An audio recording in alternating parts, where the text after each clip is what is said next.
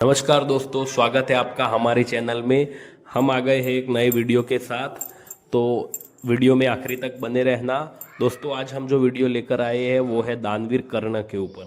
ठीक है, तो आप देखें।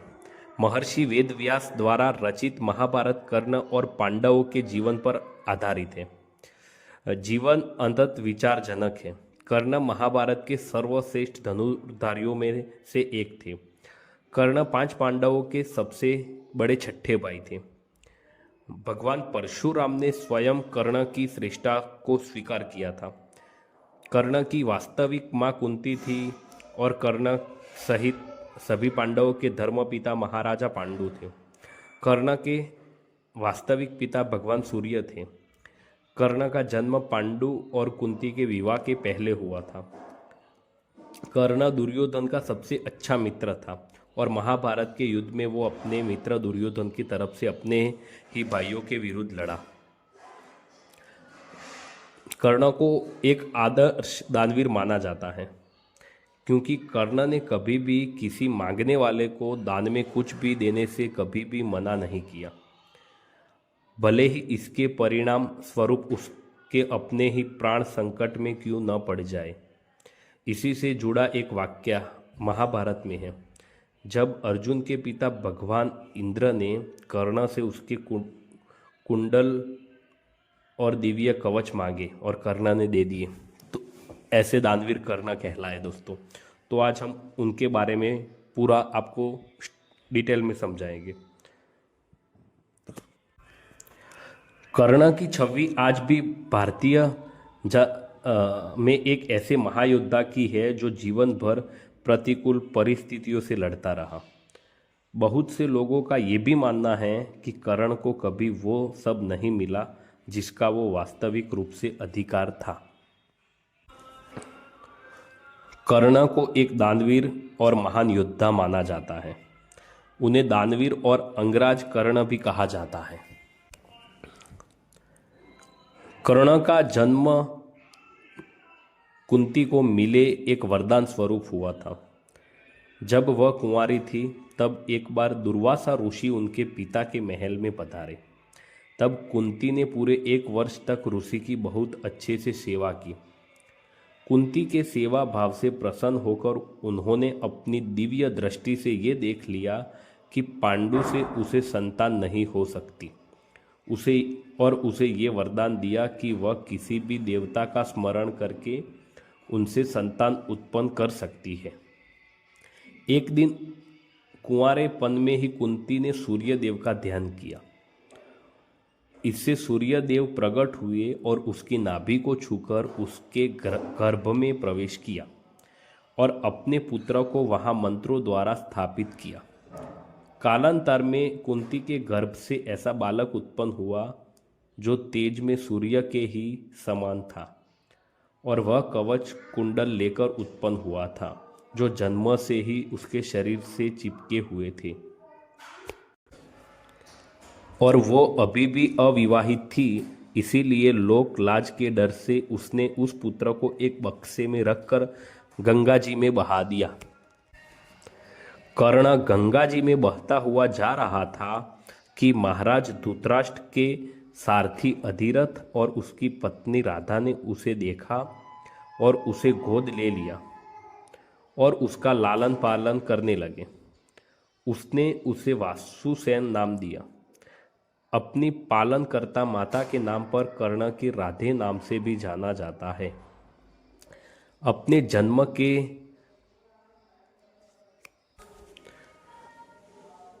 अंग का राजा बनाए जाने के बाद कर्ण का एक नाम अंगराज भी हुआ। कर्ण ने परशुराम से संपर्क किया जो कि केवल ब्राह्मणों को ही शिक्षा दिया करते थे, क्योंकि उनकी प्रतिज्ञा थी वो सिर्फ वेदों को ही शिक्षा देंगे। कर्ण ने स्वयं ब्राह्मण वर्ण बताकर परशुराम से शिक्षा का आग्रह किया। परशुराम ने कर्ण का आग्रह स्वीकार किया और कर्ण को अपने समान ही युद्ध कला और धनुर्विद्या में अच्छा बनाया। इस प्रकार कर्ण परशुराम का एक परिश्रमी और अच्छा शिष्य बना। कर्ण की शिक्षा अपने अंतिम चरण पर थी। एक दोपहर की बात है। गुरु परशुराम कर्ण की जांघ पर सिर रखकर विश्राम कर रहे थे।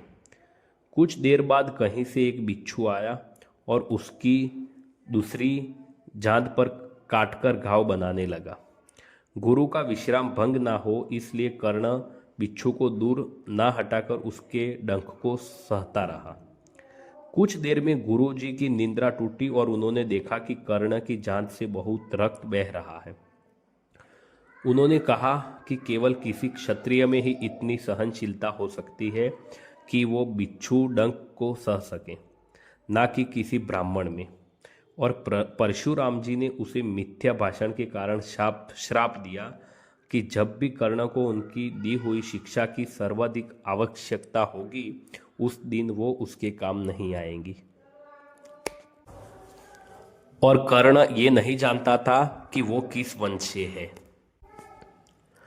अपने गुरु से क्षमा मांगी और कहा कि उसके स्थान पर यदि कोई और शिष्य भी होता तो वो भी यही करता। कर्ण को श्राप देने पर वो बहुत दुख हुआ परशुराम जी को, लेकिन वो अपना श्राप वापस नहीं ले सकते थे। तब उन्होंने कर्ण को अपना विजय नाम का धनुष प्रदान किया और उसे ये आशीर्वाद दिया कि उसे वह वस्तु मिलेगी जिसे वो सर्वाधिक चाहता है। कुछ लोक कथाओं में माना जाता है कि बिच्छू के रूप में स्वयं इंद्रदेव थे। परशुराम जी के आश्रम से जाने के बाद कर्ण कुछ समय तक भटकता रहा। इस दौरान वह शब्द भेदी विद्या सीख रहा था। अभ्यास के दौरान उसने एक गाय के बछड़े को कोई वन्य पशु समझ लिया और उस पर शब्द भेदी बाण चला दिया और बछड़ा मारा गया। तब उस गाय के स्वामी ब्राह्मण ने कर्ण को श्राप दिया कि जिस प्रकार उसने एक असहाय पशु को मारा है वैसे ही दिन वह भी मारा जाएगा जब वह सबसे अधिक असहाय होगा और जब उसका सारा ध्यान अपने शत्रु से कहीं अलग किसी और काम पर होगा तब वो मारा जाएगा। उसके बाद कर्ण कहीं और जा रहा था। तब रास्ते में उसे एक कन्या मिली जो अपने घड़े से घी के बिखर जाने के कारण रो रही थी। जब कर्ण ने उसके रोने का कारण जानना चाहा तो उसने बताया कि उसे भय है कि उसकी सौतेली माँ उसकी इस असावधानी पर उससे नाराज होगी। दानवीर कर्ण ने तब उससे कहा कि वह उसे नया घी लाकर देगा। तब कन्या ने आग्रह किया कि उसे वह मिट्टी में मिला हुआ घी चाहिए और उसने नया घी लेने से मना कर दिया। तब कन्या पर दया करते हुए कर्ण ने घी और मिट्टी को दोनों को अपने मुट्ठी में लिया और निचोड़ने लगा ताकि मिट्टी से घी निचोड़कर घड़े में गिर जाए। इस प्रक्रिया के दौरान उसने अपने हाथ से एक महिला की पीड़ा दूर की। जब उसने अपनी मुट्ठी खोली तो धरती माता को पाया। पीड़ा से क्रोधित धरती माता ने कर्ण को आलोचना की और कहा कि उसने एक बच्ची के घी के लिए उन्हें इतनी पीड़ा दी। और तब धरती माता ने कर्ण को श्राप दिया कि एक दिन उसके जीवन में किसी निर्णायक युद्ध में वह भी उसके रथ के पहिए को वैसे ही पकड़ लेगी जैसे उसने अपनी मुट्ठी में पकड़ा है, जिससे वह उस युद्ध में अपने शत्रु के सामने असुरक्षित हो जाए। इस प्रकार कर्ण को 3 श्राप मिले। दुर्भाग्य से ये तीनों श्राप कुरुक्षेत्र में हुए जब वो युद्ध में अस्त्रविहीन, रथविहीन और असहाय हो गया था। तब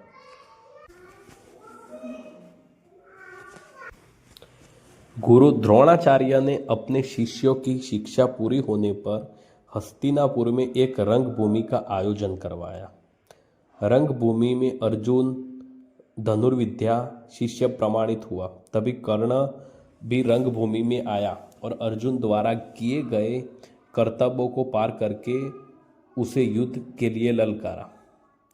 तब कृपाचार्य ने कर्ण को युद्ध को अस्वीकार कर दिया और उसके वंश के और साम्राज्य के बारे में पूछा, क्योंकि युद्ध के नियमों के अनुसार केवल एक राजकुमार ही युद्ध कर सकता है और वहाँ राजकुमार सिर्फ अर्जुन ही था। और उस समय कौरवों में सबसे शक्तिशाली कर्ण था, लेकिन वो राजकुमार नहीं था।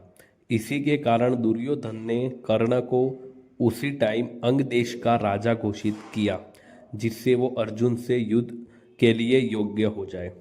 जब कर्ण ने दुर्योधन से पूछा कि वो उसके बदले में क्या चाहते हैं, तो दुर्योधन ने कहा कि वो केवल ये चाहता है कि कर्ण उसका मित्र बन जाए। उसके बाद अंगराज बनने के बाद कर्ण ने ये घोषणा कर दी कि जब वह सूर्यदेव की पूजा करेंगे, उस समय यदि कोई उससे कुछ भी मांगेगा तो वो मना नहीं करेंगे और मांगने वाला कभी खाली हाथ नहीं लौटेगा। कर्ण की इसी दानवीरता का महाभारत के युद्ध में इंद्र और माता कुंती ने लाभ उठाया। फिर एक बार श्री कृष्ण कर्ण के पास जाते हैं, जो दुर्योधन का सर्वश्रेष्ठ योद्धा है। वह कर्ण का वास्तविक परिचय उसे बताते हैं कि वह सबसे श्रेष्ठ पांडव है और उसे पांडवों की ओर आने का निमंत्रण देते हैं। कृष्ण ये विश्वास दिलाते हैं कि वह सबसे श्रेष्ठ पांडव है, इसीलिए युधिष्ठिर उसके लिए राज सिंहासन छोड़ देंगे और वह एक चक्रवर्ती सम्राट बनेगा। पर कर्ण इन सब के बाद भी पांडव पक्ष में युद्ध करने से मना कर देता है, क्योंकि वह अपने आप को दुर्योधन का ऋणी समझता था और उसे ये वचन दे चुका था कि वह मरते दम तक दुर्योधन के पक्ष में ही रहेगा। वह कृष्ण को ये भी कहता है कि जब तक वे पांडवों के पक्ष में हैं, जो कि सत्य के पक्ष में हैं, तब तक उसकी हार भी निश्चित है। तब कृष्ण उदास हो जाते हैं, लेकिन कर्ण की निष्ठा और मित्रता की प्रशंसा करते हैं और उसका ये निर्णय स्वीकार करते हैं और उसे ये वचन देते हैं कि उसकी मृत्यु तक वह उसकी वास्तविक पहचान गुप्त रखेंगे। उसके बाद पांडव और कौरवों के बीच युद्ध होता है और युद्ध करते करते युद्ध का 16वां दिन आता है। इस दिन कर्ण का युद्ध भीम से हुआ था।